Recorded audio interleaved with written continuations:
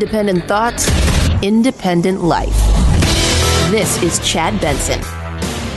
I know you're on the Pfizer board, but what does this mean broadly to see the UK going ahead and approving this, and how quickly do you think we can see something similar happen in the United States? It's great news that the British are going to be moving ahead with this. I'm hopeful the Americans will follow. The advisory committee is coming up in about a week, and the agency could move after they get hopefully positive feedback from their external advisors. They could move fairly quickly here in the U.S. as well. So we could see some action this month as well from the American regulators.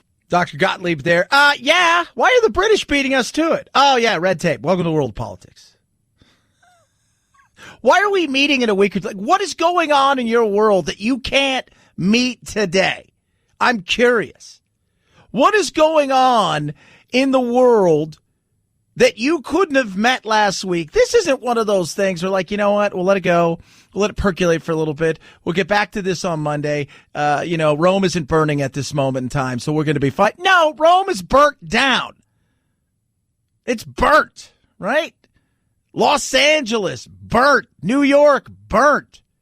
Should have done it. Should have been there. I'm glad they're getting it did. Now the question is, how do we roll it out? This is one of the first times in the COVID pandemic that we're actually able to do some planning. So the states have had some time to plan, and I think things are coming together as far as getting the systems in place, getting the personnel in place where we'll be able to pull this off. It's not going to be seamless, but we'll make it happen. Yeah, it'll get done. And it goes back to the things that we continue to talk about. Who's going to take it? We know who's going to get it first. That's the thing that we needed to figure out originally. How does this work?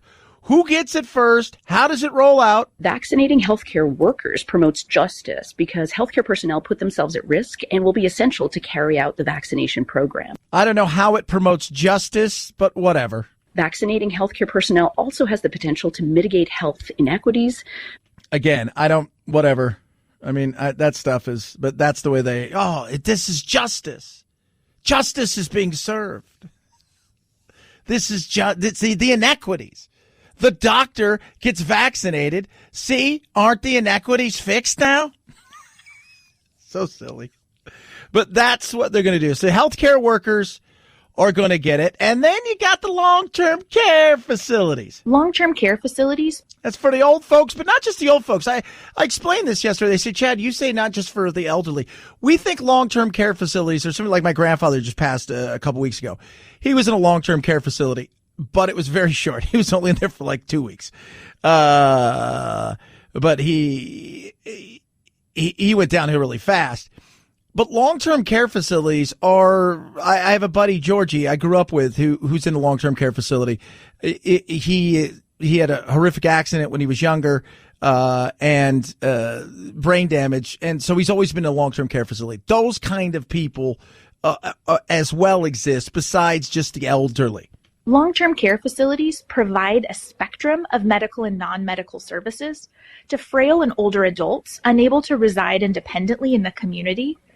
Skilled nursing facilities and assisted living facilities are both considered types of long-term care facilities. That's why they'll get those. And that's what you need. So those are the people that are going to get it first. And then the breakdown of who's going to get it after that'll come. But the average person who's out there is asking themselves, all right, when do we get it? When do we get it? I'm thinking February, March. There will be enough that has been released that'll be out there. Pfizer's going to be the first one. Then the following week after Pfizer. So Pfizer, they meet next week about Pfizer. The following week, because they're so busy apparently, they'll meet for Moderna. But Pfizer also has some issues. What problems should states, and for that matter, federal agencies be looking out for? Is dry ice an issue, for instance? Yeah, one of the vaccines, the Pfizer vaccine, requires very, very cold temperature storage. So it comes in a special box that will keep at that temperature. You got to restock it with dry ice. So all the states are looking around, making sure they have a secure source of dry ice in place. And I think everybody is getting there with that. Yeah. So, and now it's just getting it out there. But again, it goes back to who's taking this. Are you going to take it? Americans, I say it over and over again, and, the joke isn't really a joke. The reality is we're a convenient society. If it's convenient, we'll do it. If it's not convenient and it's a hassle, we may do it, but we're going to do it in our own time. We're going to make it convenient for us. So they could deliver everything we need to go and vaccinate the entire country. Doesn't mean that it's going to get done, right? Because some people aren't going to do it. Some people are going to be cautious because they want to see, hey, you know what? Let's let this thing play out. Other people are going to be wary because of, they read something on the internet, and as we all know, that's the only thing that's real. And then other people are going to be wary because not only they read something on the internet, they're pretty sure this entire thing is a huge scam. And then you have the average person who is, lazy. If it's across the street, we might do it. If it's in our front yard, we'll probably do it. If it's across town, we'll do it. And that's the issue. Significant side effects. How much concern that'll keep people from wanting to take them? We're finding that the vaccines in the trials have been fairly safe, and that the side effects have been, they've been modest. Been a day or two of fever or some fatigue or body aches, but, nothing that bad. So I don't know that that's going to be a big issue. Getting people to be secure. People are anxious about this. It's a new vaccine. I think that's going to be challenging, and we're just going to have to go forward. And hopefully, as more and more people get vaccinated, there'll be more confidence that it's okay. Yeah. So I think June, July will be getting to the point where the herd immunity, we could really talk about herd immunity. But just because it's there doesn't mean people are going to jump on it. Everybody knows that. But we'll see. It'll be interesting. 323-538-2423. At Chad Benson Show is your Twitter. Tweet at us. Text the program. All of that being said, there's still the other side of it, which is we're closing down places. People are frustrated. They're looking around asking, is help coming? Because you're telling us we can't work. You're shutting down the places we do work, or you're telling us you can, but in a limited capacity, which means they're cutting hours, and the relief bill is just still kind of floundering. COVID has created a crisis, and in a crisis, the people expect Congress to act. And this group has come together to propose action that could respond to this crisis. We've got people unemployed. We've got businesses shutting down. We've got states and localities getting ready for layoffs of large numbers of people. It's simply unacceptable for us not to respond to help in this circumstance. That's Mitt Romney. There's a bipartisan group that's really pushing something. It was about $1 trillion bill, which Mitch McConnell shot it down. But people need help. They do. They need help. Like, Mitch, what are you doing? Yeah, I know you don't want to loan, you don't want to borrow, you don't want to print, you don't want to do a lot of these things. This is a crisis, and the states have at times mismanaged this as much as the federal government has, and we got to do something. We do. We have to do something. If it was me, I've said all along, you wear a mask, you social distance, you common sense, and you take responsibility for yourself. Doesn't mean things won't happen. Doesn't mean there won't be flare-ups. Doesn't mean there won't be issues. But be very cautious and wary, and be particular when closing certain things down. And making sure that those people that you're closing down are essentially protected financially.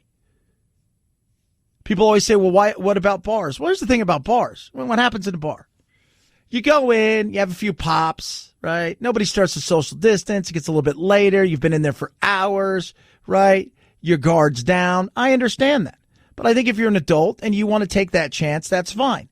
The issue is not whether or not you get sick, is if you could spread it to somebody else.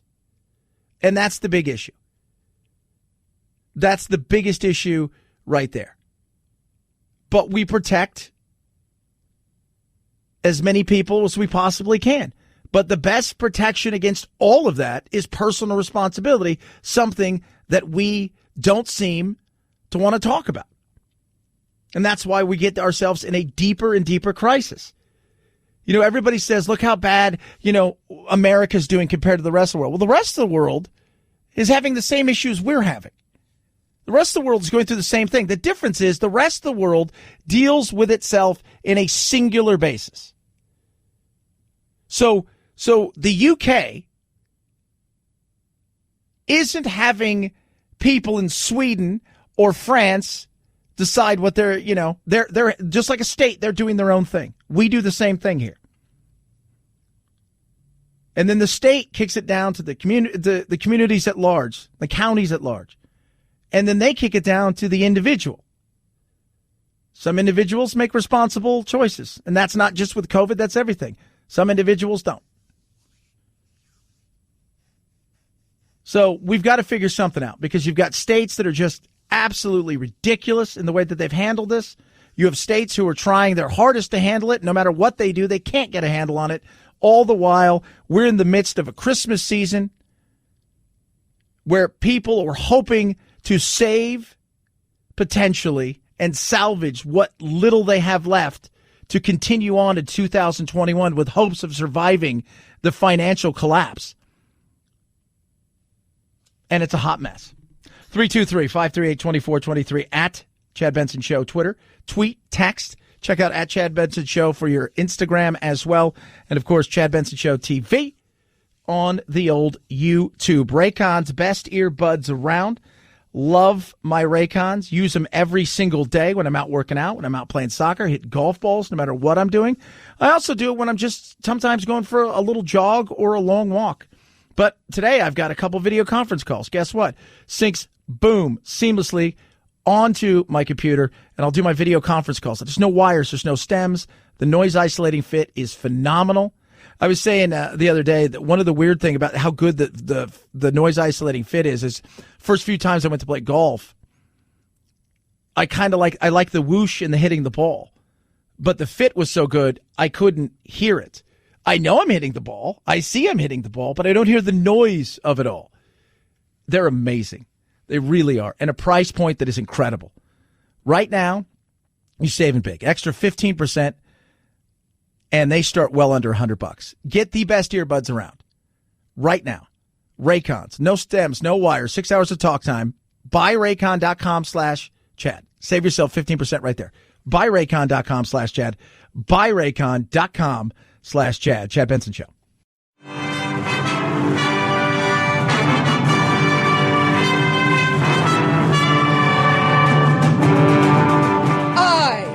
To be free. I am not a terrorist. I am not Antifa. I am not a sex slave that wears masks. Don't be a cutie pie. Probably sit around and cook some soups and eat bread and desserts and just get all fat and sassy. You're ruining my life, man! Yeah, you haven't seen anything yet. You're listening to The Chad Benson Show.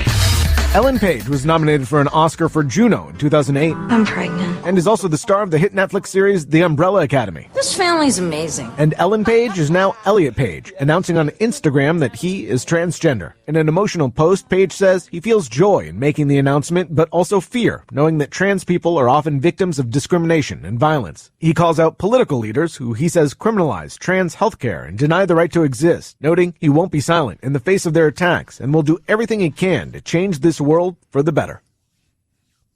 Pronouns are he, him, they. I read it. I'm like, why can't I just call you whatever? Like, you want to be called Elliot? I'll call you Elliot. Like, why can't I just do that? Do you have to announce what your pronouns are? I'm always curious about that. And for those of you guys, oh, Chad, you can be transphobic. My godson's transphobic. I don't care. Good for him. Happy. Are you happy? Great. Fantastic. I'm going to call you, Micah is his name, but we call him Roger. Because everybody gets a nickname. We're like, we're just going to call you Roger. And he's like, I'm fine with that. And now everybody calls him Roger. So, see, we got to choose. We chose. But I'm always curious about, because I was talking to my uncle last night, like Juno. Like, because Ellen Paige was a great actress. Elliot? I've never seen Elliot act. I don't know if Elliot's any good. What if Elliot's not good? Well, I don't know. I don't know. I'm just like, I was yesterday, I'm seeing it trending everywhere, and I was like, who's Elliot Paige? And then I saw Ellen Page, and I'm like, I know who she is. Juno. And then it was like, oh, transgender. Good. So now you're a boy. All right? Don't be a Richard. Don't be a Richard. There you go. Your first lesson is don't be a Richard.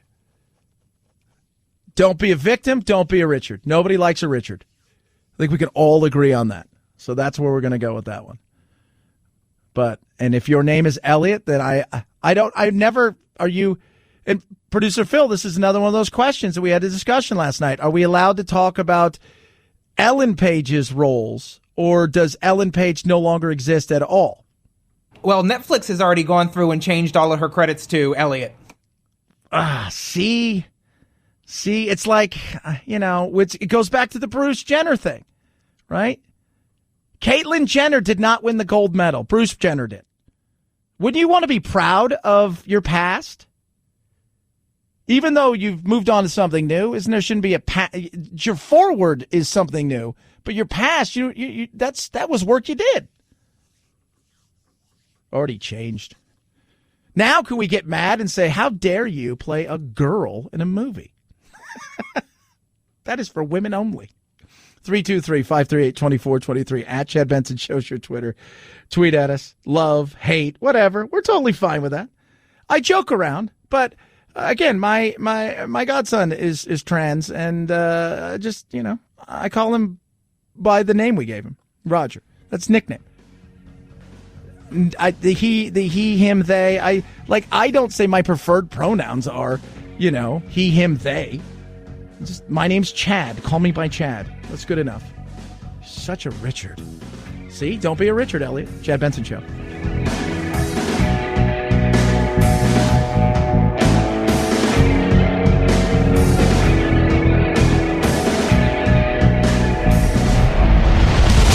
The Chad Benson Show.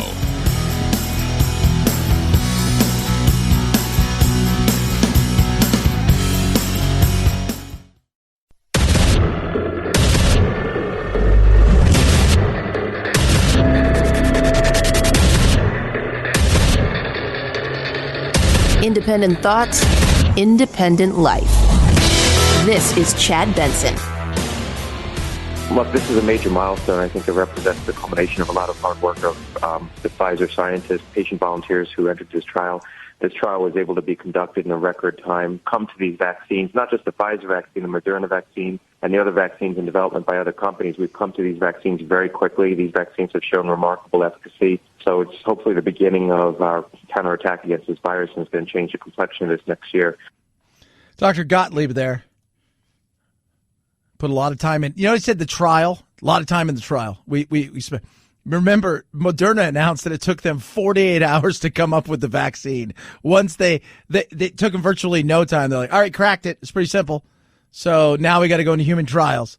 So let's get this thing done and start rolling this thing out. And, once again, we go to when will it be in full flow where we can see noticeable changes of everyday life. People going on vacation, people eating out at restaurants, those kind of things. When do people think that's going to happen? We've got so far 2 drug makers that are already in line to be approved. There could be 2 more within the next month or 2. What we're really talking about is that by the summer of next year, we expect to have enough vaccine in place so that most Americans can get their doses. And again, most of the experts are saying that we'll probably have that in place by June of next year. Yeah, which is, I'm good with that. If we follow through, so I would like to see it sooner, but by June of next year, we're in a position where we're getting back out there and living our lives the way we should. It sucks. The reality is it sucks that we had to go through this. 2020 has been an awful year for a lot of people, mentally, financially, health-wise. For some, all of it. And, of course, not to mention the fact that we had a lot of people who passed away. Now, a good majority of those people had underlying conditions. But a lot of people, they didn't take this thing very seriously. And that's ridiculous. You take it serious, but you don't overdo it. Part of that, I blame, is on the media. I think a lot of people out there completely poo-pooed this because they thought, well, I can't listen to anything the media has to say. They can lie to us, and Trump says one thing, and the other side of the media did the exact opposite. Like, common sense, once again, was left out of the conversation, which we can't do. So not only do I have pneumonia, I'm a double amputee, and I'm diabetic. So yeah, I'm dealing with a lot, guys, right now. I'm dealing with a lot of just horrible feelings of, when I would hear people talk about what COVID did to them, I always said to myself, man, you know what? I doubt it if it's that, man. But no, dude, I'll tell you guys right now, I've been put in a fight. I've been fighting for my life for the last, week or so, man. This COVID is no joke. Joe Luna, he's a comic. Joe El Cholo was, and I say was, his stage name. And then to find out that, that my girl and my kids all have COVID, it's just an ugly feeling, man, to go through. I've been literally almost on my deathbed. And he was. 2 days after doing this, he died. There's a happy medium of real news and information that needs to get out. It's one of the things I was talking to, because we're getting ready to launch something. I'm so sick of the way that media and news is handled nowadays. Nobody is out there delivering you real information, right? Real information. And the thing is, I get people on both sides that come to me and they want to debate, they want to argue, but a lot of times what they're asking for is this real? Is this truthful? Is it? Look, people died because of this. You can't deny it. Some healthy people died. And part of the reason they died was because of what takes place in the body. It's just your immune system ramps up and can't stop fighting. It eventually fights itself and kills itself. But most of the people that died from this were like Joe. They had underlying conditions. They were older. But there was never any conversation about real data and an understanding. It was always the fear factor craziness. Or those people are crazy. It's just like the sniffles. And that's sad that we have allowed this world and these people to dominate. It's ridiculous. And the perfect example of what's going on is going on in the world of the election, where both sides are living in this bizarre, weird world of craziness. Chad, it's you don't even understand. You don't understand. Trump has been robbed. Well, where is it? Where is everything? Well, he's totally been robbed. Where? Show me.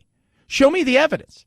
I'm all for looking at the evidence, but you're not even saying, hey, they think they found something. You're just saying for a fact that this has happened. Without proof. Well, they've had meetings. They've had hearings, as they call it. Yesterday, they had a hearing in Detroit. Yeah, they did. Okay, good. Now, what's come out of that? So it was about Detroit. It was about the actual place where the elections that they were worried about, I think it's the TCP Center or whatever, that all this stuff happened. This is where they had this big meeting. By the way, nobody who worked at the election was invited. There were no Democrats there. Nobody cross-examined anybody. It was just, look at all this stuff. Well, they got affidavits. Affidavits, ask a lawyer. They mean nothing. You're not in front of a judge. You're not under the threat of perjury. You've signed a piece of paper for Rudy Giuliani or somebody that you're waving it around. But at the end of the day, and by the way, I've seen some of those affidavits. Some of those affidavits, or one of them was they felt uncomfortable because of the looks that the Democrats gave them. That's serious. Over the weekend, Michigan threw out something. What was it there? This is my favorite one. This was a judge with a hearsay. Well, were you present for this? No, but my friend told me. That's you're not a witness. You're not. You're a person who's picked up a rumor. And if that's what you're bringing, there's an issue. Now, there's a big thing about this guy who says he had 200,000 votes inside of a truck and he drove it across 3 states. We'll investigate those things. Barr came out yesterday. And remember, Bill Barr has been Trump's kind of protector and definitely his wingman in a lot of things, and been somebody the Democrats hate.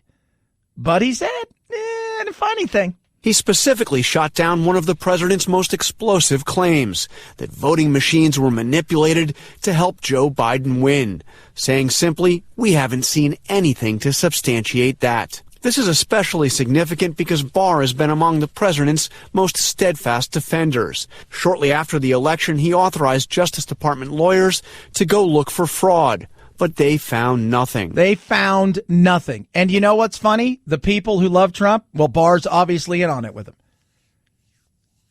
No, it's because you're not being real. How could Biden doesn't get people excited? You guys don't understand. Biden didn't have to get people excited. There were enough people that were excited to get rid of Trump.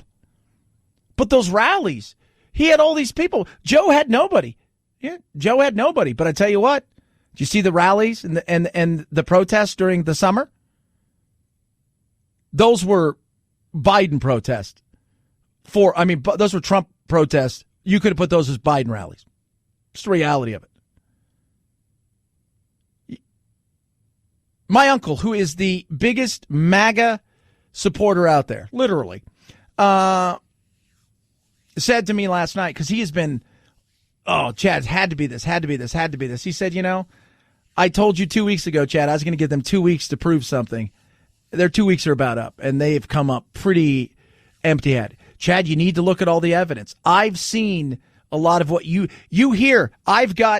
This is under sealed.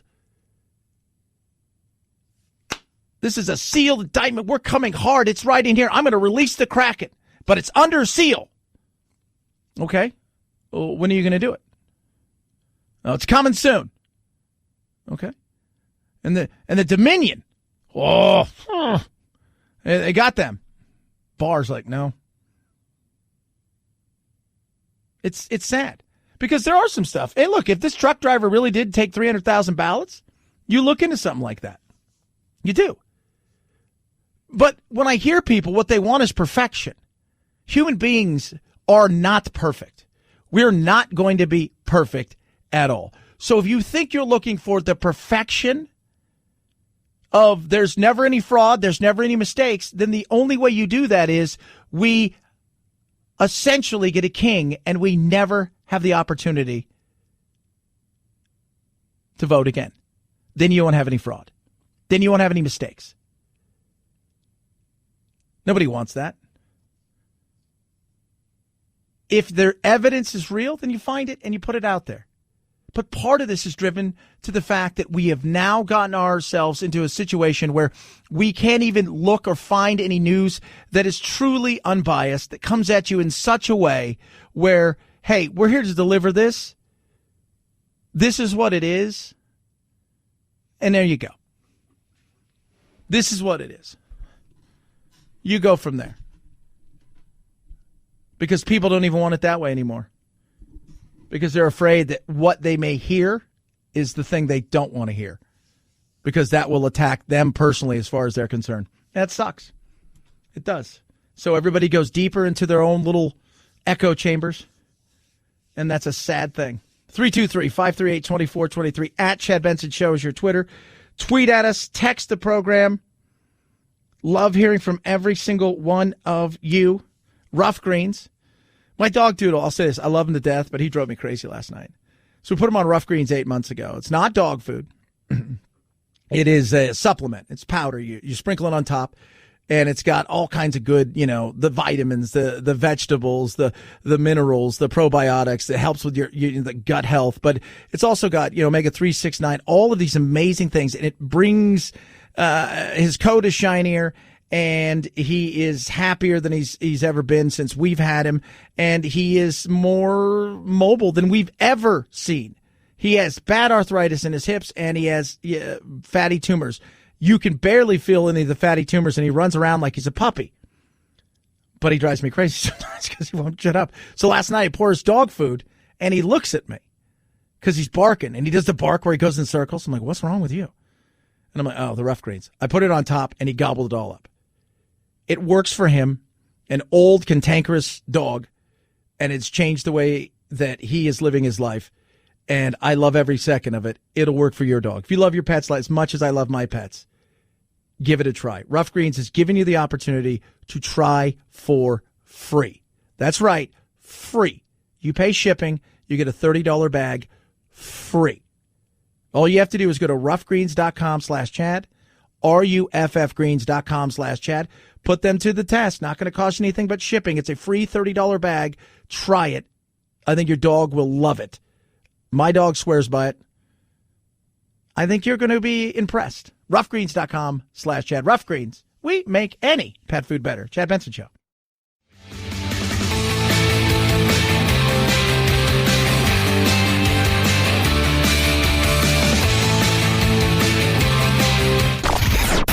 I'm so tired. I'm exhausted. If you're part of the politically exhausted majority, don't fear. Your time to be validated and rejuvenated is here. Wake up. It's the Chad Benson Show. It's billions for Bad Bunny. Spotify says he's the music streaming service's most listened to artist of 2020, more than 8.3 billion streams worldwide for the Puerto Rican rapper. But he didn't have the most streamed song. That honor goes to The Weeknd's Blinding Lights, the most streamed artist in the U.S. Rapper Juice WRLD, who died last December of an accidental drug overdose. I'm not your friend. Billie Eilish was the most streamed woman globally, though in the U.S., it was Taylor Swift. By the way, I don't think it was an accidental overdose. The plane landed. I think the pilots alerted that there may be some contraband, and if I'm correct, I think he was worried, tried to dispose of said contraband, and so that aren't all overdoses, though, accidental, outside of suicide? Bad Bunny, billion. It's a billion with a B. To put into perspective how big a billion is, there's a little math, right? Here's a little math on how big a billion is. You guys ready for this? Producer Phil, if I gave you $5,000, right? So $5,000 for 200 days, you'd have $1 million. Not bad, right? It's pretty good return. Pretty good return. Do you know how long I'd have to get you to $1 billion? Do you know how long I'd have to give you? No. Okay, you ready for this? I'd have to give you for like 5,000 a day for like 547 years. That's a lot of money. That puts it in perspective, doesn't it? You're like, damn. So 1 billion views is huge. They're making some money off that. It's how all these artists make their money now. They've got to be creative. It's not in the buying the albums, because nobody buys albums anymore. They want singles. They want downloads. They don't want, you're releasing 12 singles essentially when you do an album now. You're releasing 12 singles because people are going to pick and choose. It's all a carte. It's like going to, a sushi restaurant. I want that. I want that. I want that. It's not like, hey, get the number 5. Get the moons over Miami. And you move from there to the world of YouTube. What were the biggest videos this year? Comedy, commentary, and squirrels top YouTube's list of top trending videos for 2020. Thank you all for coming. Coming in first was Dave Chappelle's Poignant 846. This man kneeled on a man's neck, in which he took to the stage not so much for comedy, but to get real about the death of George Floyd and the protests that followed. Mark Rober's Squirrel Obstacle Course came in second. So the first challenge is the Bridge of Instability. With Saturday Night Live's presidential debate spoof in third. Boring. I watched the 846. Is that what it was? It was okay. I mean, it was interesting. I think people thought it was going to be really funny and comedy, and it was, if you went into it thinking something else. I didn't see the squirrel obstacle course. I can't believe I missed that. But oddly enough, when I go there, I watch a lot of videos that have nothing to do with stuff like that. I watch golf videos. I watch reptile. Yes, I do. I watch reptile videos. I love watching reptile videos. It's good to compare notes. But you know what? Reptile things are the exact same thing as everything else. Let me tell you about social media. Doesn't matter what you're talking about. You could talk about your unicorn collection. There will be other people that will go on social media just to tell you how crappy your unicorn collection is. That's why I don't collect unicorns anymore. And they gave me gas because they taste like chicken and rainbows. Chad Benson Show.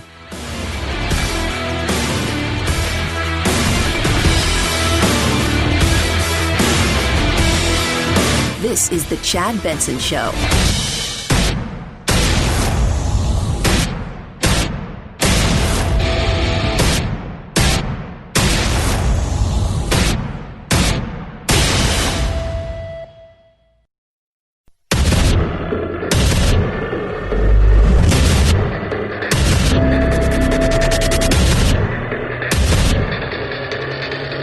Independent thoughts, independent life. This is Chad Benson. Do you think more people will follow the rules if they have to quarantine for a shorter amount of time? I think they will follow the quarantine rules. Remember when the 14-day quarantine was set up, it was very early into the pandemic, when we had less information than we do today. And if you actually look at the studies that address when does someone actually become infectious and have clinical signs and symptoms after having been exposed, we see that most of that does occur within those first 7 days. So now it's 7 days. But hold on. So wait.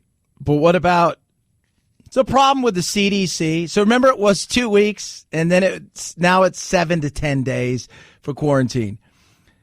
Look, for all the disdain that people have for Trump and everybody's like, he knew. What did he know? Like they didn't know about stuff. Well, do you want to panic America? Americans don't panic. We bought all the toilet paper we could ever see. Ever. You bought enough toilet paper to never have to buy toilet paper again. Because I don't know why. But what if we couldn't get any? So now they've changed their tune. Why does it matter? Well, it just goes to show you that getting people to take this vaccine, I think, for some is going to be tough. And the people... Look, the QAnon people and the people that are anti-vaxxers, I've never really figured out the plague enthusiasts, as we like to call them. Like,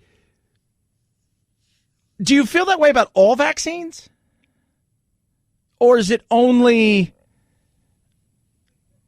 like, as children? Like, do you get a flu shot? Because it's not the same. It's not, I don't know. That I don't know. But the anti-vaxxers or whatever, they're, the plague enthusiasts, we'll give them something a little, the plague enthusiasts, right? Yay, plague. And the people out there who are QAnon people, you guys, Chad, no, there's RFD chips in there and stuff, and they're going to, that's to track the vaccine, not to track you. You're going to have somebody 5-10 feet behind you? And are they in here? Are they? Think of it like, do you know when you go to the store and you buy clothes and they've got that little device that they always have to, you have to hand it to them and they click it and take it out? That's kind of what that is, right? You don't take it home with you. You just don't know, Chad. Britain today said, you know what? We're gonna let this happen. We're doing this.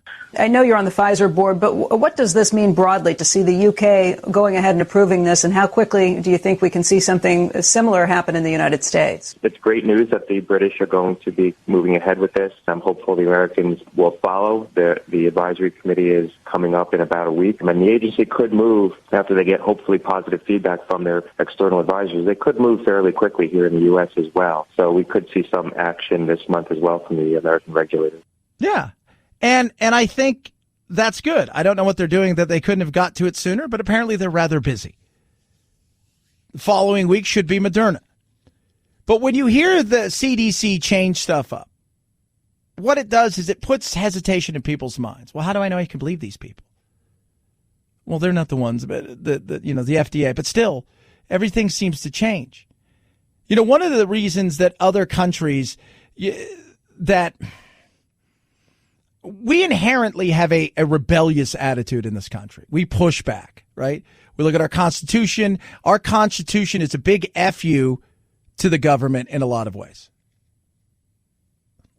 Here's something outlined of the crap that you can't do to us. And not only is this that, here's also something. You got to protect it.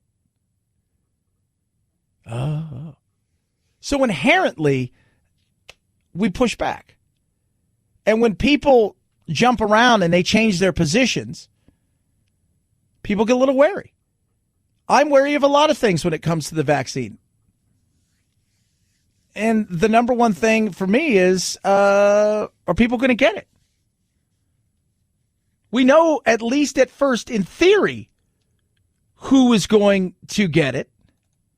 In theory, healthcare workers are going to be really the ones out of the gate, as they should be. They made this decision using a couple different criteria. One was, where is the vaccine most effective? And they felt that with healthcare workers, you're actually, helping people who are highly exposed to the vaccine. And also they felt with healthcare workers, there was a moral reason to give healthcare workers the vaccine first, which is because these are the heroes. They're the ones saving lives. That's Steve. Yeah, no, it is. That's what it is.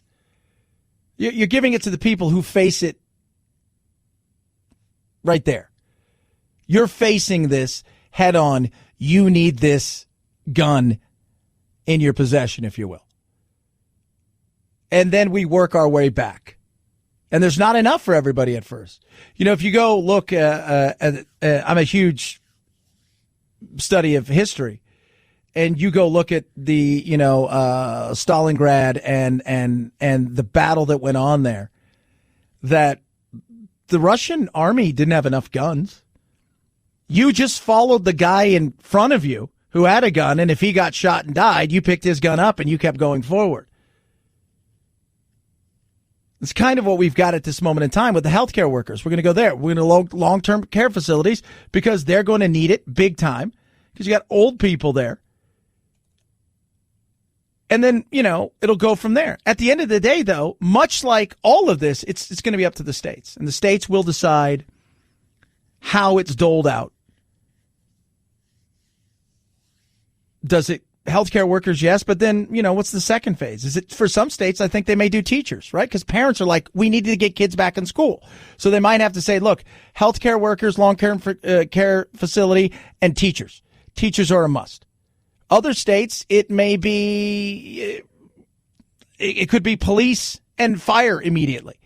So there's going to be a lot of different ways this thing rolls out. But eventually, by February, March, there will probably be enough that if you so choose, you can go get it. But this is where I look and say, not only who is going to get it, but are you going back for the second dose? Because we are a country of convenience. And I'm not sure everybody's going to run back for that second dose unless it's absolutely convenient. 323-538-2423 at Chad Benson Show is your Twitter. Are you going to take the vaccine?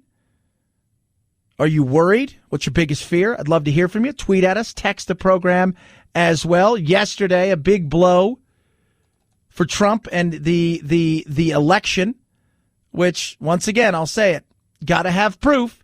And the guy that he thought would bring him the proof said there's no proof. He specifically shot down one of the president's most explosive claims, that voting machines were manipulated to help Joe Biden win, saying simply, we haven't seen anything to substantiate that. This is especially significant because Barr has been among the president's most steadfast defenders. Shortly after the election, he authorized Justice Department lawyers to go look for fraud, but they found nothing. And the whole thing was the Dominion.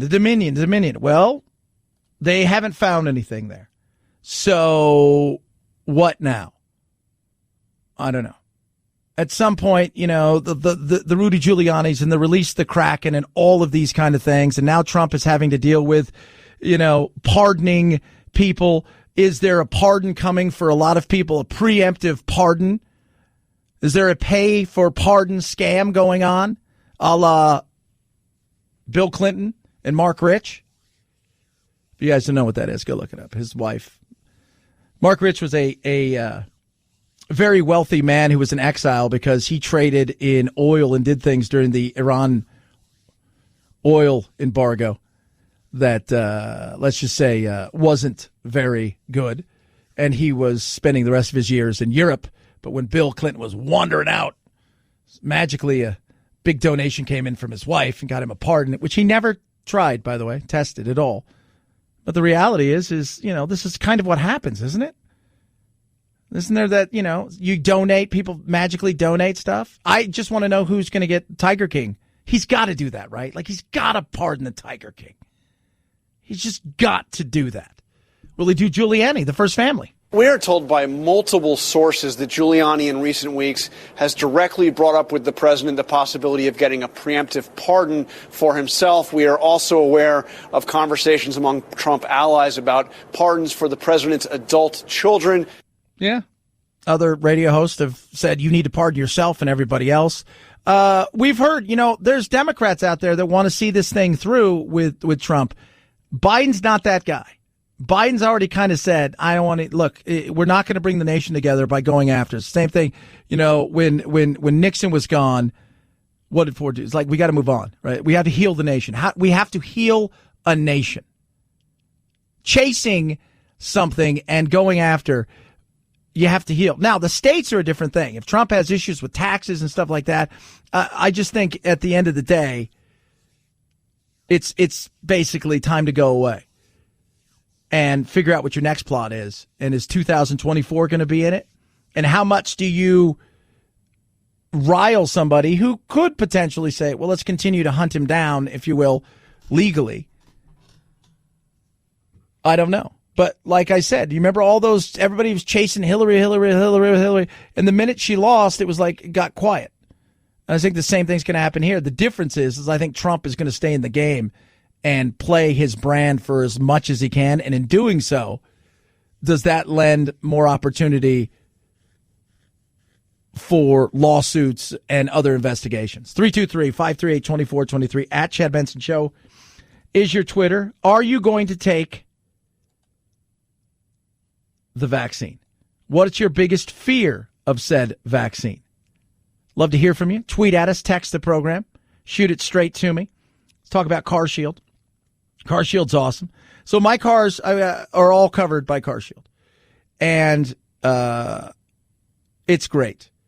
One of my cars has a warranty, but it only covers the engine, and the electronics have already given me some issues. CarShield, thank you so very much. No problem. My other car, there's no electronics in that thing. So it's all about the engine. And that's what I love. Whether the car has 5,000 or 150,000 miles on it, CarShield's going to give you 24/7 roadside assistance, a rental car for free while your car's in the shop. You choose the shop. They get them paid directly. It is as simple as that. And that's what I love. Doesn't matter if you're across the street and your car has an issue or you're 1,000 miles away. They get everything handled. Plans start as low as $99 a month. If you're looking to protect your wallet and your car from covered repairs, this is what it's all about. It's CarShield. They're amazing. They're going to treat you great. Be specific when you call them. Go to their website, carshield.com, carshield.com. Use promo code Benson to save 10%. Or better yet, give them a call, 800-665-2157. 800-665-2157. Use code Benson to save 10%. A deductible may apply. Chad Benson Show.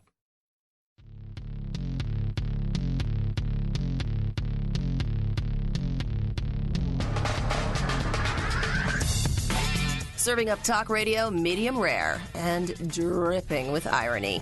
It's Chad Benson. 5, 4, 3, 2, 1, 0. Ignition. Liftoff. Now it's time to find out what's trending. What's trending? Yeah, what does that mean? I mean something, right? Like it's trending on the old internet. What's trending? Let's take a gander. It's trending on the internet. Martial law is trending. Apparently, Michael Flynn, remember that guy? Telling the president that the courts and the legislators in Congress failed to do their duty under the 12th Amendment. You must be ready, Mr. President, to immediately declare a limited form of martial law and temporarily suspend the Constitution and civil control of these federal elections.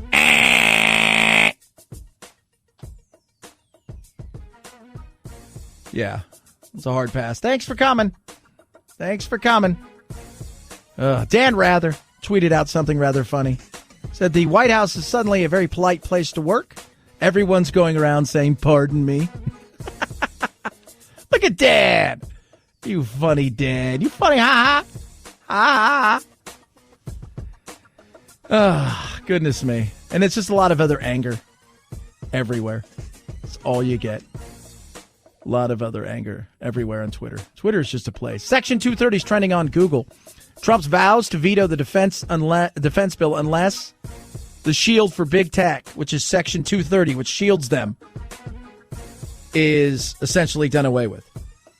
The other big thing, though, now, producer Phil, Ellen Paige and Elliot Paige each got 2+ million searches yesterday. That's dead naming. That is. Yeah. But you have to describe the story, right? You have to describe the story. So the story is Ellen Paige is no longer Ellen Paige. It's decided Ellen Paige is now Elliot Paige.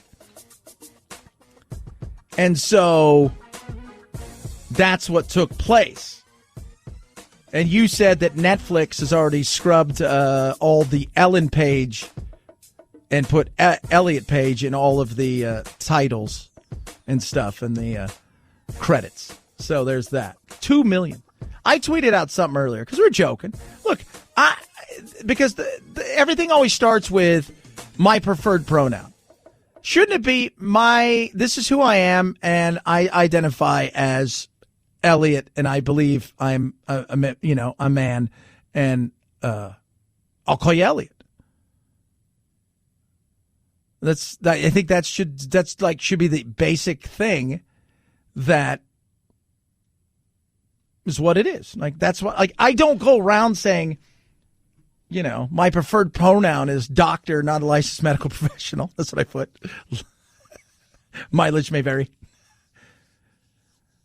No, it's, and Anthony's like, what drives him crazy, producer Anthony, is they, because their preferred pronoun is he, his, they. They is not a singular person.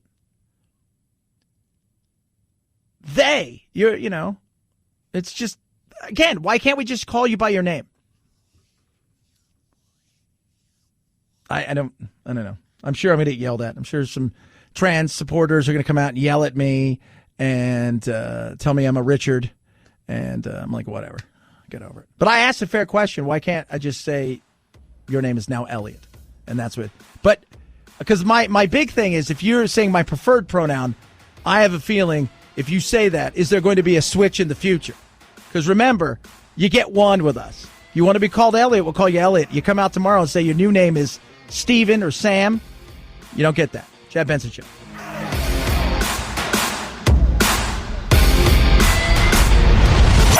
The Chad Benson Show.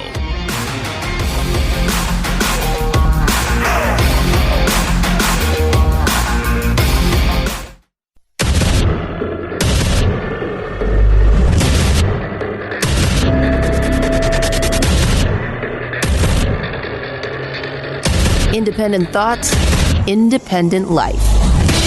This is Chad Benson. We are working actively with Congress around the need for resources to roll this out. I mean, we can roll it out, but in order to do it quickly, we we really need to put some more resources in place. And so that $6 billion or $8 billion is what we're asking for. That's still in play, and we need to get that sorted out to be able to do this. Dr. Marcus Pleaser right there on the vaccine rollout. Damn Skippy, get it rolled out. People are hurting. Let's get this thing out here. $10 billion. What do you need at this point? We print money for the dumbest things in the world.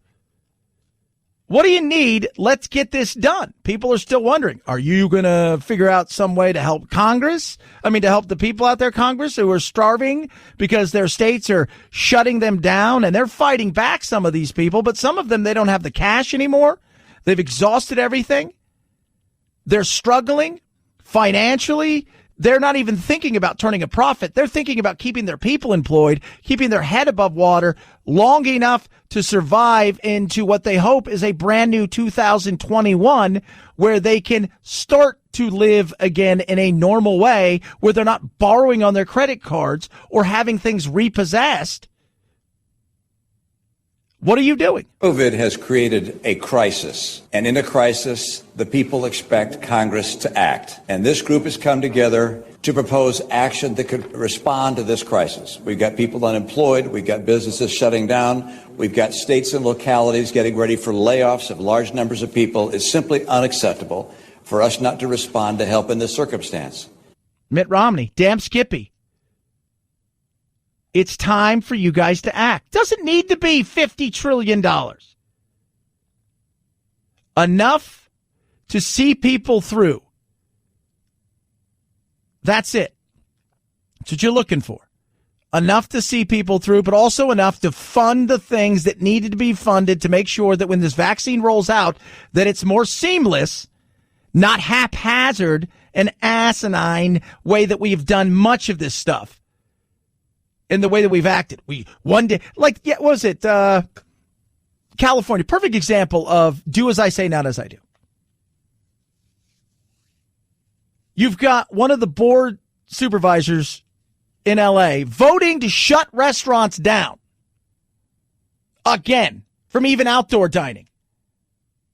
Then going straight from the vote to eat at a restaurant. People want leaders. Yeah. It's gotta come from people saying, all right, you know what? I don't see Democrat. I don't see Republican. I see the two of us here. We are here to the best we can for our constituents, make sure that these people, and they're not even constituents, you know what? Our fellow Americans, our fellow people that are living here, to make sure they have the things that they need to survive through this, because it's been at times an unmitigated disaster caused by states who have mismanagement as much as they say the president has. Remember how it works in this country. Even with the vaccine, we are a republic. Each state will operate autonomously in the way that they get this. They'll get X amount of things at first, vaccines, and those states, the CDC can recommend, give it to your healthcare workers, then give it to your first responders, then give it. But at the end of the day, the states are going to decide how that goes out. Now, I think most of them are going to healthcare workers, but I wouldn't be surprised, if healthcare workers, and maybe they'll say, well, we'll give it to all frontline healthcare workers. We're not going to really give it to patients. Maybe we'll give it to teachers as well first. It could work that way. But all this is tied in together, and you better figure it out, because you look like a bunch of clowns, even more than you already do, and people are kind of over it. And you know how I know? Because I talk to people on a daily basis. You know how I know? Because I sit there and I ask people every single day. I have friends who've told me, I told you earlier this week, a couple buddies at a restaurant, they're like, yeah, we're closing shop. We can't do it anymore. It's just not feasible. They've borrowed against their credit card. They've borrowed against their house. They've thought everything through, and they go, we can't fight it anymore. And then you're having people that are what? Doing everything to fight it. Here's a perfect example. Daniel Presti here was on with Stuart Varney. They declared themselves an autonomous zone after the city tried to close them down. Well, they've been hit with fines of $1,000 a day, a shutdown order, and they've had their liquor license suspended. Daniel Presti is with us. He's the co-owner of Mac's Public House. The state has essentially ruined you. Can you survive? At this point, we're not sure, and that was kind of why we had to take this stand, because we were crippled down to almost nothing already. Yeah. So they said, oh, we'll call it an autonomous zone. We'll go a little Seattle. But the state's crushed them. Poor management. Well, Chad, we need to save lives. We also have to take responsibility for others around us. Being responsible, first and foremost, for yourself. And that includes taking responsibility of how your actions affect others. The state said, no, you can't open up. You've got a limited capacity. Close you down. So what did you then do? You gave away food and drink? Is that what happened? We're adapting to the situation. It really is day to day. Again, we didn't go completely rogue and say rules are out the window. We are still abiding by every single safety precaution that we took before. Contact tracing logs, cleaning procedures, temperature scans, everything. Yeah. Oh, so you're doing everything that they've asked you to do, and they're still shutting you down. Oh, yeah, that's the way they've decided to do it. That's so frustrating. My buddies had a restaurant, a really cool restaurant, and they worked hard at it. And they've got another restaurant that they've been able to hold on to, but they couldn't hold on to the other one. And they said, the problem that we, on top of everything else that made it horrible, was the fact that they had us jump through all these hoops, spend extra money to get all of these things prepared so we could do these things, and then they still shut us down. So on top of that, you poured salt in the wound, and it's nuts. It's crazy. And what I find it really amazing is that I have a stop business order and cease and desist orders from the city and state health departments, and neither agency has ever been there.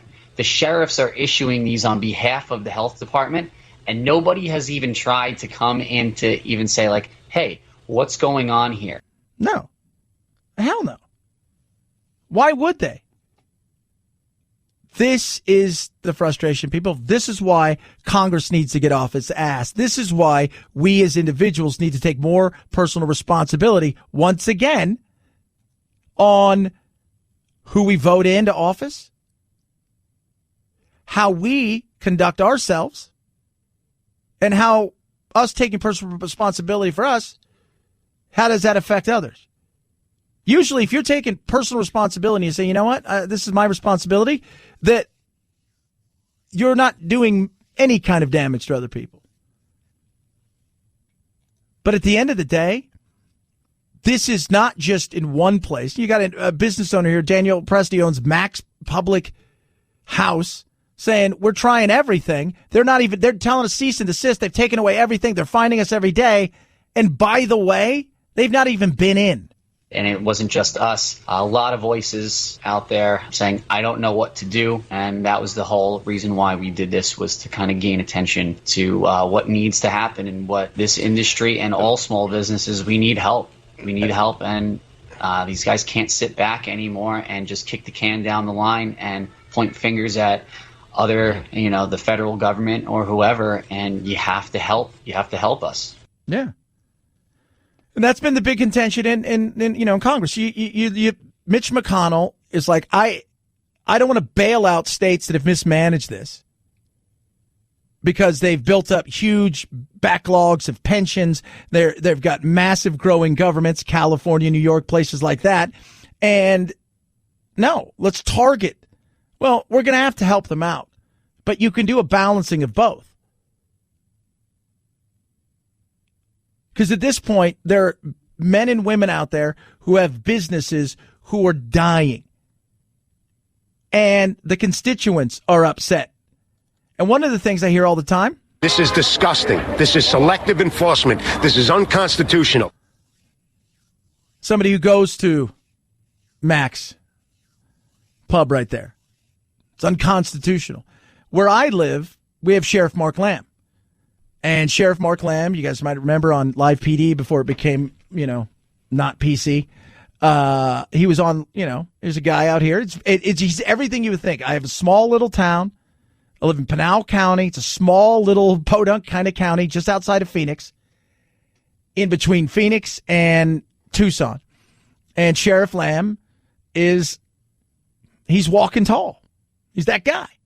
He's got the cowboy hat. He wears jeans and his sheriff shirt. And he would enforce some of these crazy laws. He says, no, man, I can't tell this restaurant you can't open,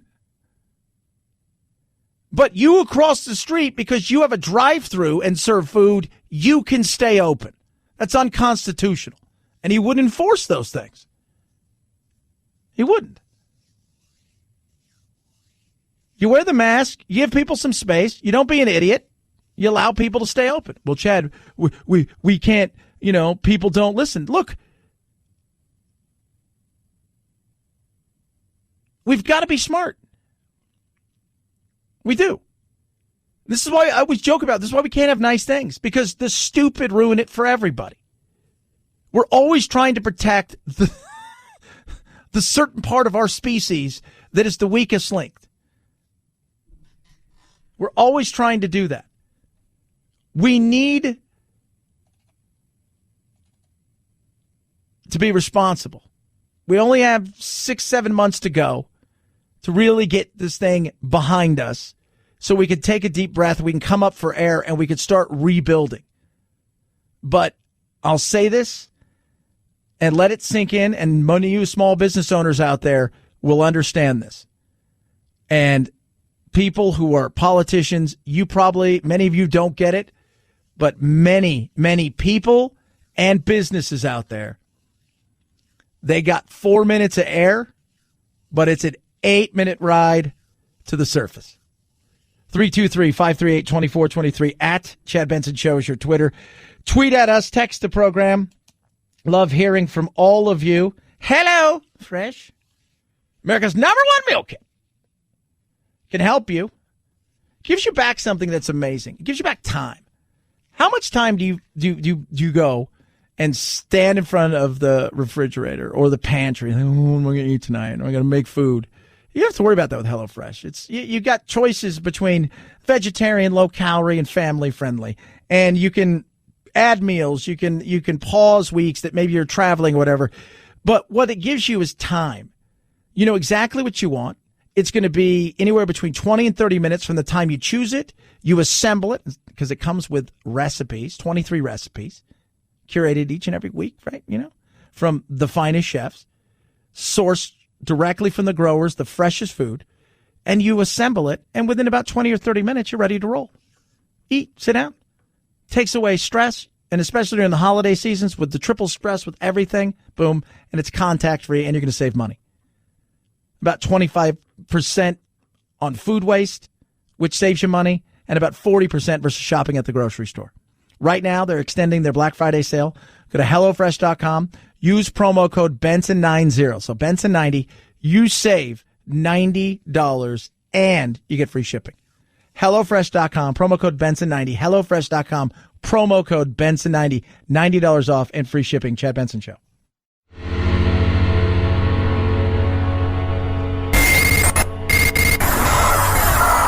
No fake outrage here, just the real thing. The Chad Benson Show.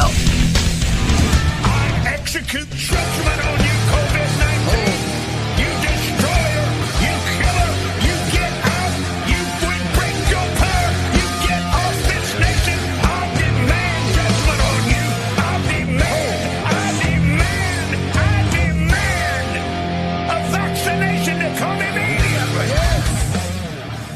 That is a guy who took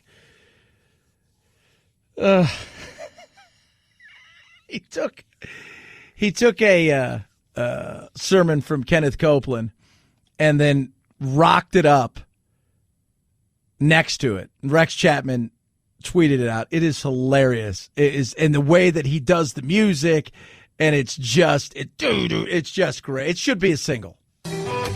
You will destroy through COVID-19. Is over. And the United States of America is healed and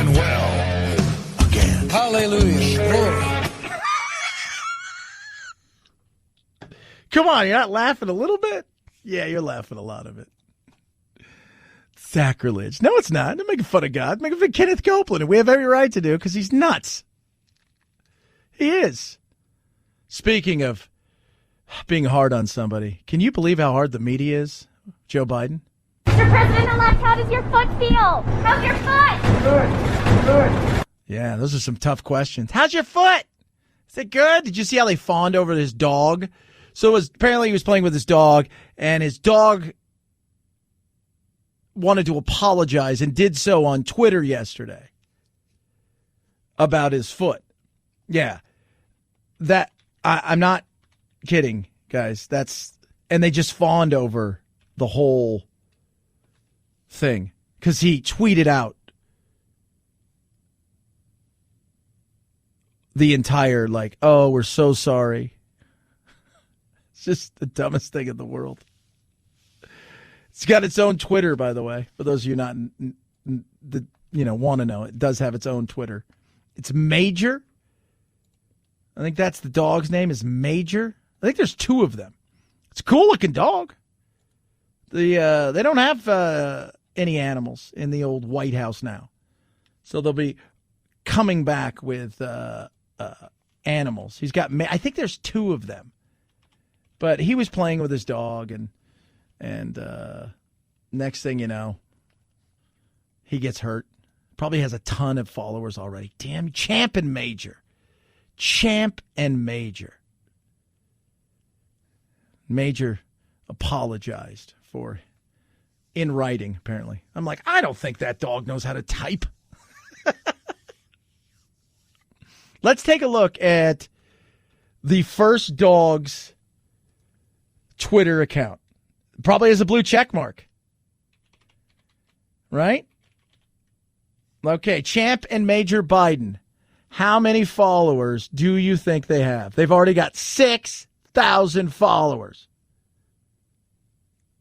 Don't have the blue check mark yet. They got 6,000 followers, kids. Their first press release, bark, bark, bark, bark, bark, bark, bark. Translation for a dog, I am so sorry you hurt your ankle.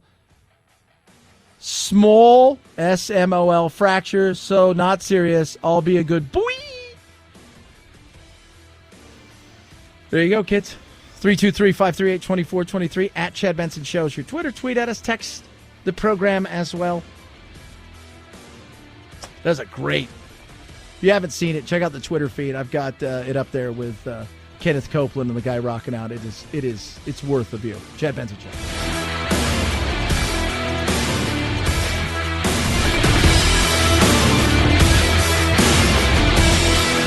This is the Chad Benson Show.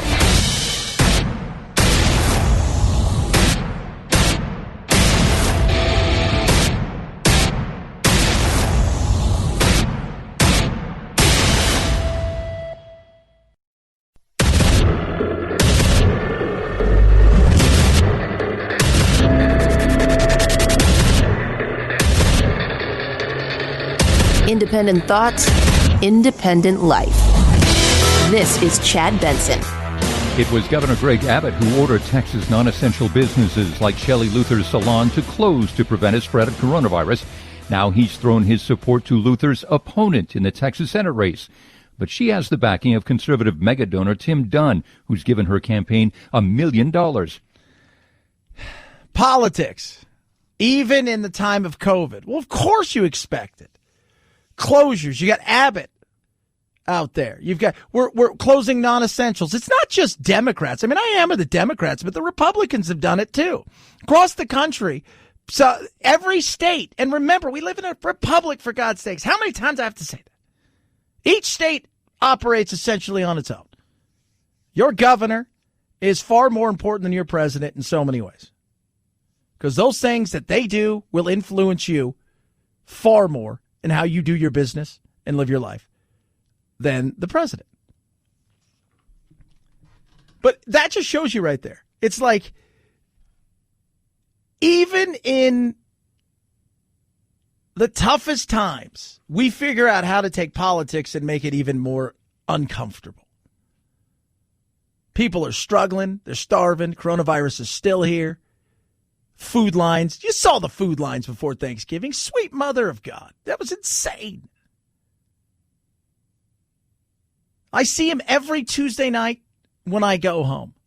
Every Tuesday night I go home, there is a church by my house. I never noticed it until a few months ago because there was never anybody getting food. It was one of those things where they would go up to the church and they would give a few people boxes, apparently, when I was talking to one of the volunteers. Now it's a 2 or 3 hour wait in my little, I call it a village. It's kind of what it is. It's a 2 or 3 hour wait. And it snakes. It's about a half a mile as the crow flies, as the crow flies to my house from the church. Maybe a little bit longer than that.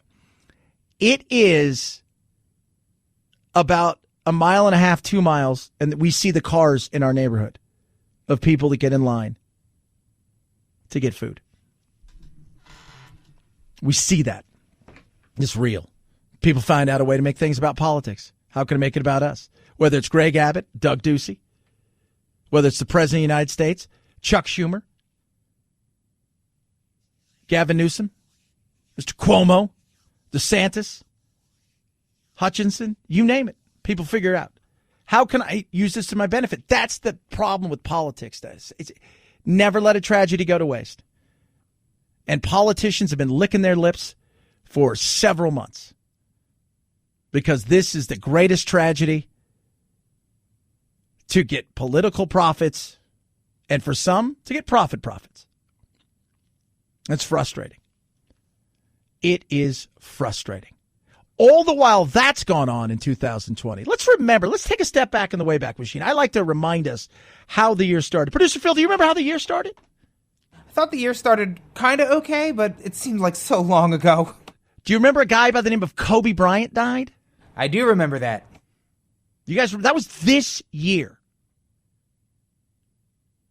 This year. Then we started talking about, well, there's going to be another football league. Yeah, it's going to be another football league. Heck, two. Going to take on the NFL. Super Bowl ends. Football next week. What's this going on over here? And we've been talking about it because that's what we do here on the Chad Benson Show. Hey, Sting over is pretty nasty. Next thing you know, starting to get real. Then the WHO comes out and says this thing isn't an epidemic, this is a pandemic. And you start to see things happen in Italy. And you think that can't happen here. And then lo and behold, it lands in New York and whoa. Between now and then, we have seen shutdowns, bankruptcies, other bankruptcies. We've seen a battle, a royale, when it comes to what's taken place in politics. We've seen trillions of dollars change hands and go all kinds of places. We've seen more shutdowns, less shutdowns. We've seen people and heard people argue about a mask, to wear a mask, to not wear a mask. And then as things continued to move forward, we had an election.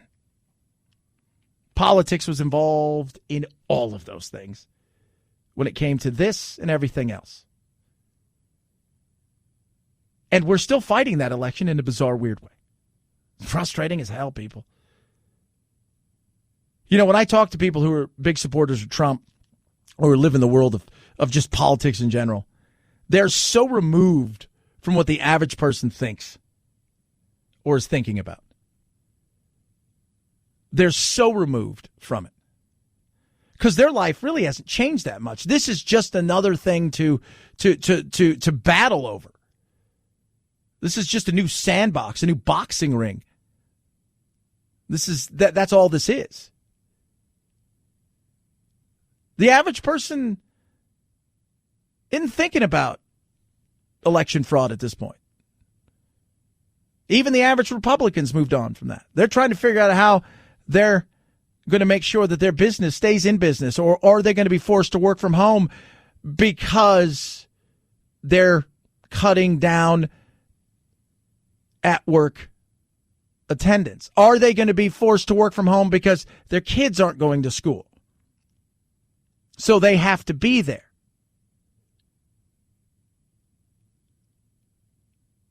That's what they're thinking about.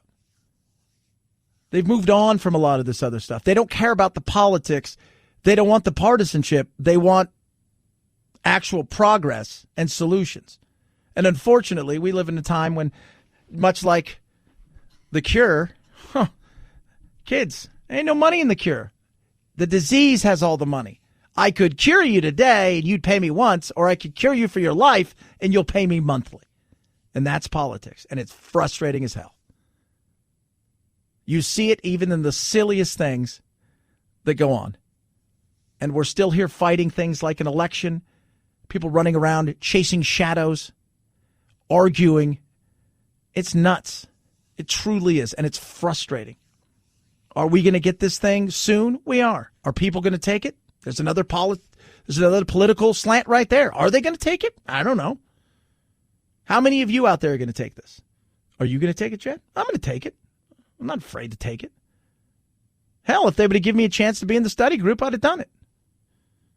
And I'm not, you know what? Let's do this. I'm moving on with my life. There's going to be a chip in it. I can't deal with you. I don't, move on. Go chase the shadow that you think is out there. Right? Go chase that shadow. Oh, it's going to give you autism. I don't think that's how that works. Like, can you catch it this late? Is that how that works, Phil? What happened to producer Phil? Now he got the vaccine and now he's got autism. Oh, there's nonverbal. Don't touch his ears.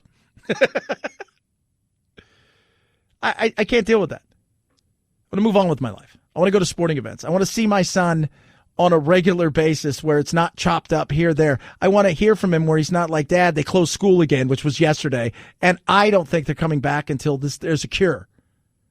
We've been told 1,000 quadrillion things about this. Oh, it's this, it's that. Don't touch this. No, you can't touch that. It's 7 days, 10 days, 5 days, 6 days. Do you have a fever? Yeah. Oh, you do? Well, then you must have it. Stay at home for 14 days. What? I can't afford to do that. Politics. People don't care about the rest of this crap anymore. They don't. They just want solutions to the problems that our government in many places have created. But I'll tell you over and over again, personal responsibility. You're going to have to figure out a way out of this on your own. Don't look for people who create this mess to be your savior. Don't. Unfortunately, you're being forced to, like all of us, to look for some help. But the reality is they've created so much of this mess. We've been a part of it too, as individuals. Remember, personal responsibility. Stop fighting over the damn mask. I will not be controlled. Nobody's controlling you. What kind of mask are you wearing? It's just so, I'm always amazed that we could take something so ridiculous as a mask and turn it into, it's about control. It's not about control. It's about trying to keep people safe. Doing the best we can on limited knowledge over something that we're trying to get through. It's having personal responsibility. Like I said, in your home, you do what you want to do. In your car, you do what you want to do. You're on a walk at the park, you do what you want to do. If they ask you to wear a mask inside Costco, you wear a mask inside Costco. Stop being an asshat. 323-538-2423 at Chad Benson Show's your Twitter. Tweet at us, text the program. Love hearing from all of you. Are you going to take it? Are you? Are you afraid to take it? You not afraid to take it? Are you worried about, say, what side effects there may be? Do you just want to see this thing play out for a little while? Love to hear from you. Tweet at me, text the program. My pillow, the pillow that started it all, is under $30. It's incredible right now. Normally it's like $69.95, I think. I'm double checking my mind. $69.98. Now it's $29.98. You're getting a huge discount right there. Huge discount. $40 off. $5 more for king size. Made in the USA. Never going to go flat when you sleep. Washable, dryable. And you get a huge money back guarantee through March 1st. That's awesome. Great for anybody on this Christmas season. Or Hanukkah starts next week. So what are you waiting for, people? Get yourself the one that started all, a MyPillow, for $29.98. Go to MyPillow.com, click on the radio listener special, use promo code Benson to save. You can find all the other amazing things. Might I say, try the mattress topper. It is awesome. Huge discounts as well on the Giza Dream Sheets and everything else. MyPillow.com, promo code Benson. MyPillow.com, promo code Benson. MyPillow.com, promo code Benson. Chad Benson Show.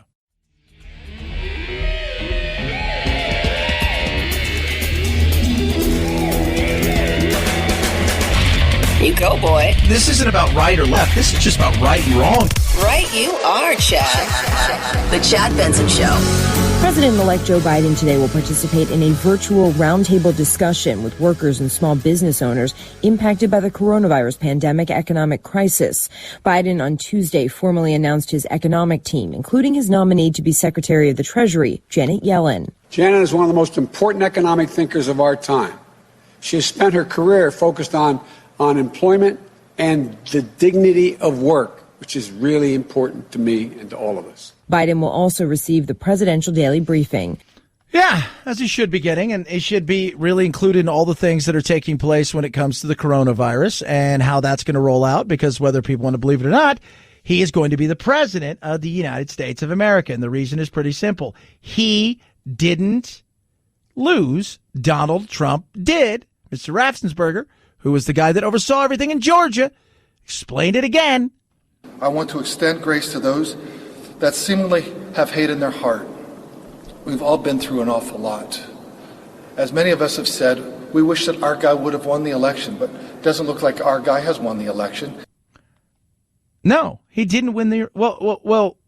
No, he had to, because this was fraud. He had to win. You guys found fraud, right? They have had multiple investigations like us, and our investigators have seen no widespread fraud either. But it had no. But what about all the other? Look, it's not there. You know, I was reading some of the affidavits that are out there are just absolutely hilarious. But somebody who was at one of these places, who is a Republican, he said, you know, and he got very little talk about this. He said, I didn't see any fraud. He goes, but what I did see is leading up to it, when we were training, leading up to it, when all these things, people, all they were talking about was fraud, fraud, fraud. They're going to steal the election. He goes, that way, when everybody got here and it felt like there was a boogeyman everywhere, that everywhere you looked, there was a boogeyman. I'm not saying you don't investigate stuff that's real. You investigate it. But some of these affidavits are they're hearsay. There was one of the affidavits, one of the people they brought in, they said, well, you've got a signed affidavit from somebody, so this person was there. Well, no, the person heard from somebody. Hearsay doesn't count. The Democrats were mean and gave some looks to people was one of the other ones. That's not how you build something. And to have people come out and threaten the lives, people talk about, people who work for Trump and them, talk about taking some of these people out, is insane. It has all gone too far. All of it. Joe DeGenova today asked for Chris Krebs, a patriot who ran CISA, to be shot. A 20-something tech in Gwinnett County today has death threats and a noose put out saying he should be hung for treason because he was transferring a report on batches from an EMS to a county computer so he could read it. It has to stop. That's Gabriel Sterling, voting system implementation manager in Georgia. It has to stop. Trump? My boss, Secretary Raffensperger, his address is out there. They have people doing caravans in front of their house. They've had people come onto their property. Tricia, his wife of 40 years, is getting sexualized threats through her cell phone. Mr. President, you have not condemned these actions or this language. Senators, you have not condemned this language or these actions. This has to stop. We need you to step up, and if you're going to take a position of leadership, show some. I think he's absolutely right. He's absolutely right. This has to stop. You know, one of the things that Raffensperger said about all these death threats and all of these things is so true. This is a service to our community. These workers are your neighbors. You go to church with them, you shop in the same stores, and your kids go to the same schools. They don't deserve what is being thrown at them. They don't. It's asinine and it's stupid. It truly is. That's how charged up people are. And they've just lost their ever-loving mind. And it's sick. Chad Benson Show.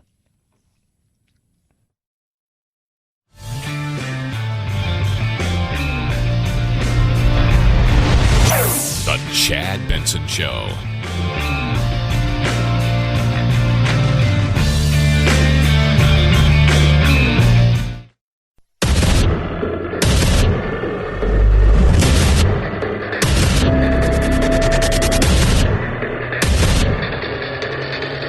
Independent thoughts, independent life. This is Chad Benson. Do you think more people will follow the rules if they have to quarantine for a shorter amount of time? I think they will follow the quarantine rules. Remember when the 14-day quarantine was set up, it was very early into the pandemic, when we had less information than we do today. And if you actually look at the studies that address when does someone actually become infectious and have clinical signs and symptoms after having been exposed, we see that most of that does occur within those first 7 days. So, that, according to Michael Osterholm, they've now moved. Originally it was 14, then they moved it to now 7 to 10 days-ish for quarantine if you become exposed, I guess. Will people comply? Are people more apt to follow this? Because 14 days, if you're sick, right? Like, this is a weird thing. We talk to a lot of like employers, the way they've worked things out is if you've got coronavirus, well, they'll pay you to stay at home. But a lot of employers, like if you've been exposed, but you have to quarantine, they may not pay you. So will this be better? I don't know. We're close to a vaccine being released. A vaccine being released. The Brits today gave an okay to Pfizer. They're going to start rolling it out ASAP. And we'll see ours roll out probably in the next 7 to 10 days. Look, this is a major milestone. I think it represents the culmination of a lot of hard work of the Pfizer scientists, patient volunteers who entered this trial. This trial was able to be conducted in a record time, come to these vaccines, not just the Pfizer vaccine, the Moderna vaccine, and the other vaccines in development by other companies. We've come to these vaccines very quickly. These vaccines have shown remarkable efficacy. So it's hopefully the beginning of our counterattack against this virus, and it's going to change the complexion of this next year. And that's what people want to see. Is next year going to be better than this year? Because this year's kind of sucked for a majority of people. And even if you haven't been effective financially or health-wise, there's other things. Your kids are home, right? Your kids are home and they're struggling. I mean, I look at my son and his struggles at school, not being able to play sports. That's driving him crazy, and it's hurting him. It is. It's hurting him big time. And, he's in California, and there is no doubt in my mind that it would be, I think it'd be a miracle. We got a letter last night saying that they will not even talk about returning in person to what he has been doing, which is, and this, follow me here, I pay for him to go to a program that teaches him online at his school that is not open, and his teachers teach from their house back to the school so he can be around some of his friends, because going 8 weeks plus and not seeing friends was really getting to him.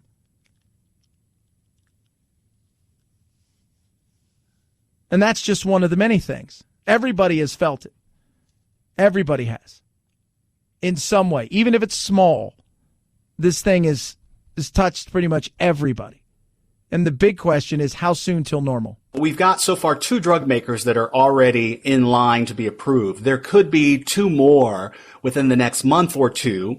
What we're really talking about is that by the summer of next year, we expect to have enough vaccine in place so that most Americans can get their doses. And again, most of the experts are saying that we'll probably have that in place by June of next year. I think we'll have enough by March, April, that a good majority of Americans can take it. But it's those who want it. And that's going to be the biggest stick for a lot of people, because some people, I don't believe, are going to be rushing out to get it for whatever reason. Some I think is justifiable. Others, they're living in a world of they're coming for you. There's you're being tracked, and there's a tracking device, and there's it's just you can't fight that. 323-538-2423 at Chad Benson Show is your Twitter. Tweet at us, text the program. Do love hearing from you. Are you going to take it? Are you going to wait a while? What's your biggest fear about it? You be honest with me. I'm not going to make much fun of you. If it's crazy, we may mention it a little bit on the air. Speaking of goose chases and theories and wild conspiracies, not that there isn't some truth in some of these things, but you have to prove it in a court of law when it comes to, yes, the election. And so far, they've proved nothing outside of theories and people who are saying this is what happened. Jesse Morgan is the big latest one. Postal worker, subcontractor, who apparently took 300,000 ballots somewhere, and then they disappeared. He couldn't for the life of him think about what happened. He had to let the world know. Well, if there's proof, find it. Show it. So far, haven't seen any, and Bill Barr hadn't seen any either. He specifically shot down one of the president's most explosive claims, that voting machines were manipulated to help Joe Biden win, saying simply, "We haven't seen anything to substantiate that." This is especially significant because Barr has been among the president's most steadfast defenders. Shortly after the election, he authorized Justice Department lawyers to go look for fraud, but they found nothing. Impossible. There has to be plenty of fraud everywhere. They haven't found it yet, guys. They haven't. They've not found it. If you have it, if it's out there, then you bring it forward. Do you have it? That's a big question. Do you have it? Are people willing to stand? Now, people say, well, there's signed affidavits. Well, those things, ask a lawyer what those. You sign an affidavit for Rudy Giuliani. I swear this happened. It doesn't hold. Who's coming for you? Rudy Giuliani? Who? Sidney Powell? Who? Who's coming for you? And even if you went on the stand, they're the chances of them coming for you for that minimal. They're not. But all of these hearings, as I've explained to all my friends and people who swear that this was stolen, all of these hearings are hearings of Republicans who are Trump supporters, who believe he lost, talking about how he believed that he won and that it was stolen from him, and then he couldn't have lost, and nobody's asking any questions back. It's like being in a boxing match. If I get a punch and you're not allowed to, well, who do you think's going to win? You ever watch one of those shows like those like 48 Hours, and they break it down, and at first you hear one side, oh, I don't think I think he totally did it. There's no way he didn't do it. And then you hear the other side, well, hold on a second. Well, right now all you're hearing is one side. If there's fraud, where is it? That's all I ask. I'm not saying you don't investigate. People don't hear that. I say go ahead and investigate. This guy thinks he's 300,000 ballots that magically disappeared. Then you investigate the hell out of that. So many of these people. Listen, let me tell you about so many of these people. And I'm going to throw this out there. Other people won't, because they'll want to believe, fame's a little bit of an elixir. Well, what are you talking about? People getting patted on the back, getting cheered, People are like, you're trending. You've got all this cool stuff happening. You've got people that are, you're in front of the spotlights. There's cameras. There's all of these things going on. It's a little bit of a rush. We see it all the time. Sometimes people want to do something big and make it bigger than potentially it really is because it helps. And eyewitnesses, you ask lawyers and any of the eyewitnesses are not good, usually. They're not, because everybody's going to tell a story of an incident that they saw or thought they saw. And a lot of times that's what they do. And they looked at the Dominion thing and they haven't found any of those things. That was supposed to be it. And then all of a sudden it's, we're going to release the Kraken. Well, where's the Kraken? People are asking serious questions. My uncle, who is a devoted Trump supporter. I'm serious. He's like super MAGA. He said to me last night, well, they promised us all this stuff. And he goes, I said I'd give them 2 weeks. And they proved nothing. But they've got all these, they got nothing at this point. Well, it's impossible. How is it impossible? These people, again, you put people in a room, you get cameras, you get people cheering you on, you get people. If you've got something real, it's going to happen. And you'll show it. But don't think that people don't turn some stuff on for the cameras when given the opportunity. Because they will. Would it be out of I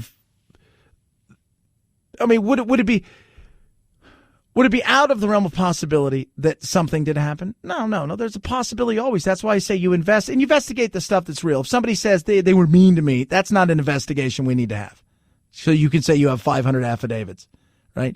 But if you say, hey, there's 300,000 things that have disappeared, these ballots or something, we got to investigate that. You investigate that. You can't chase every shadow. And somebody said, well, maybe we should just, and I had explained them yesterday, well, maybe we should just, suspend this election until we can investigate everything. I said, well, that's fine. Then that's what you do. If that's what you think should be done, yeah. And then, as soon as they figure it out, then, if Trump lost, then he could step down. I said, well, he won't be president. I said, if that was to happen and they could not figure out and certify the election, the Electoral College, any of that stuff, I said, Nancy Pelosi would then step in as the leader of the House and become president of the United States. Soak that up for a second. Trump doesn't just get on in perpetuity until they figure something out. Doesn't work that way.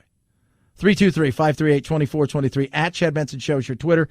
Tweet at us, text the program. Do love hearing from every single one of you. Car Shield gives you 24/7 roadside assistance.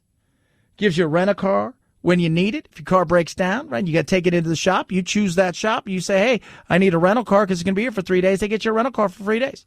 You don't pay the shop directly. You pay a small deductible. Car Shield handles the rest. Nothing that you're fronting right there. It's the beauty of that. Plans start as low as $99 a month. And I don't care how much you think, well, I don't know if my car's only got X amount of miles. Everybody worries about that check engine light. Everybody does. That ruins your day. This is a great way to protect and be specific about what you're worried about. Is it the electronics in your car? Those sensors cost thousands of dollars. Let's be real. In most newer cars, you're driving around in a computer more than you are a car. Maybe your car's a little bit older. You're worried about the transmission, things of that nature. This is where Car Shield comes in. Call them. Be specific on what it is that you're looking for. Plans start as low as $99 a month. Protect your car and your wallet. 800-665-2157. Mention code Benson. That saves you 10%. 800-665-2157. Code Benson saves you 10%. Or carshield.com. Carshield.com. Code Benson saves you 10%. Deductible may apply. Chad Benson Show.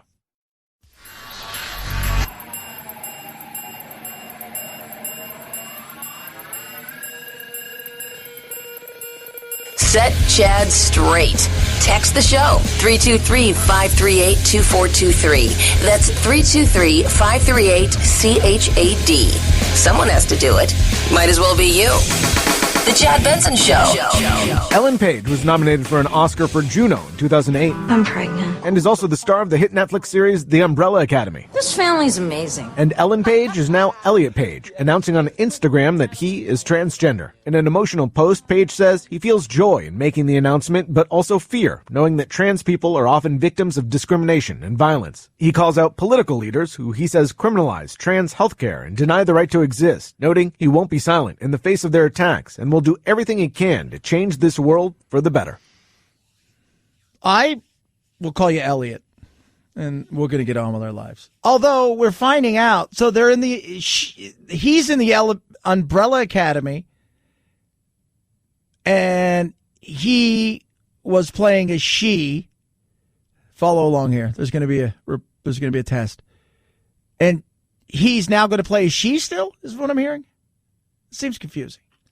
It all seems confusing because it is. Oh, Chad, you're going to get yelled at. Probably. Can't be bothered. Pronouns, though. I saw the first thing. My preferred pronouns. Why not? My name is Elliot. Please refer to me as Elliot from now on. All right.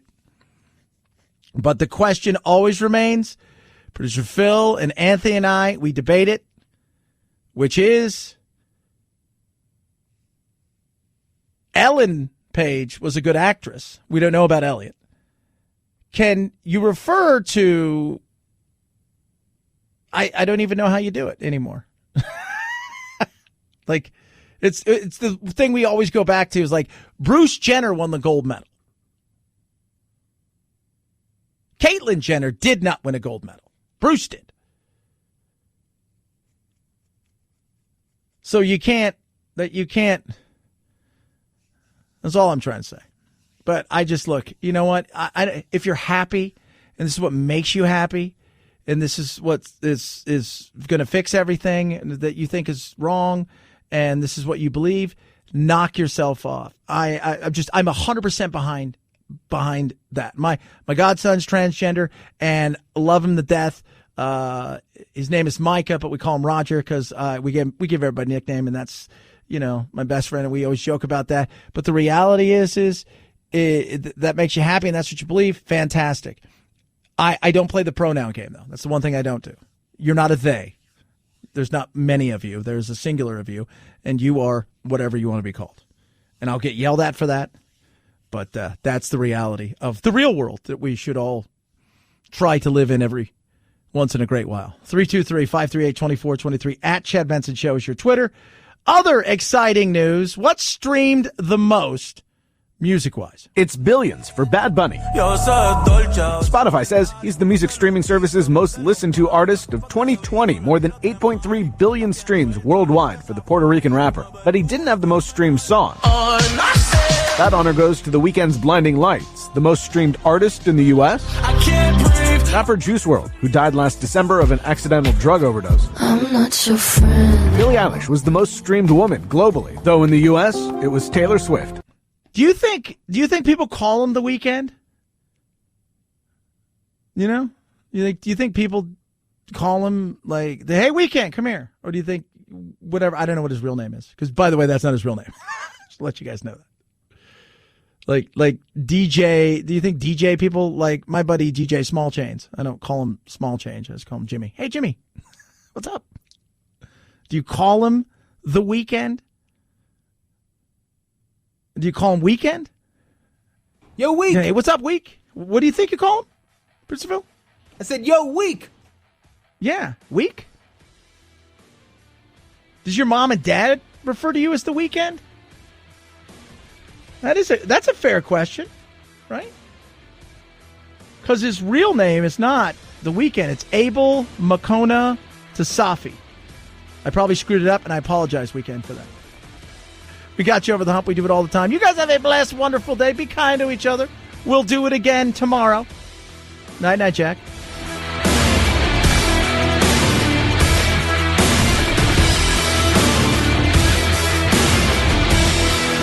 This is the Chad Benson Show.